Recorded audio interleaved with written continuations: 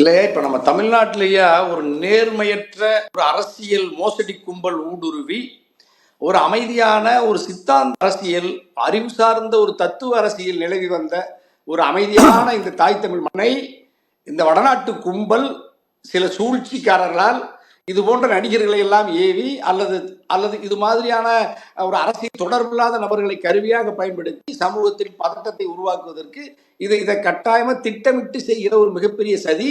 அதை இந்திய நாட்டினுடைய அதிகார மையத்தில் இருக்கிற ஒன்றிய பாஜக, மோடி, அமித்ஷா அரசு, உளவுத்துறை எல்லாம் வேடிக்கை பார்த்து கொண்டு அவர்கள் ஒரு நாடாளுமன்ற உறுப்பினர் குழுவை அனுப்பி அந்த குழு சொல்லுது இதுல சதி இருக்குதுன்னு நான் நம்புறேன்னு.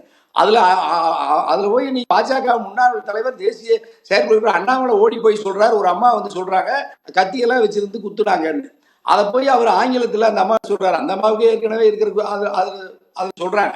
அப்ப திட்டமிட்டு இந்த இவர்கள் ஒரு ஒரு ஒரு சம்பவம் நடந்த சம்பவம் விபத்து மல்லது, அது விஜயால் ஏற்படுத்தப்பட்டு 41 அப்பாவி உயிர்கள் பறிக்கப்பட்டிருக்கிறது.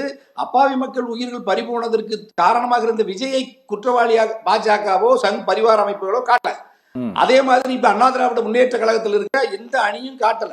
இன்னும் சொல்ல போனா நான் சொல்றேன், அண்ணா திராவிட முன்னேற்ற கழகத்தினுடைய பிரதான எதிர்கட்சி தலைவரும் அதனுடைய ஊடக செய்தி அவருடைய தொலைக்காட்சி எல்லாம் சொல்லுது, திட்டமிட்டு செந்தில் பாலாஜி குறிவைத்து அல்லது நேற்று வீடியோல விஜய் சொல்றாரு, சிஎம் சார் நீங்க பழி வாங்குறதா இருந்தா என்ன பழி வாங்குங்க, எங்க ஆளு மேல கை வைக்காதீங்கிறாரு.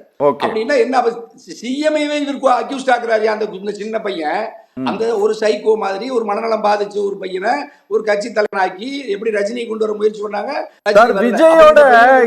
விஜயோட இந்த சார்ஜுக்கு அதிமுக ஒத்து போகுதுன்னு நினைக்கிறீங்களா நீங்க? அதிமுக பாஜக இந்தியாவில் தமிழ்நாட்டு திமுகவை தவிர எல்லா ஒரே டோன்ல பேசுறாங்க.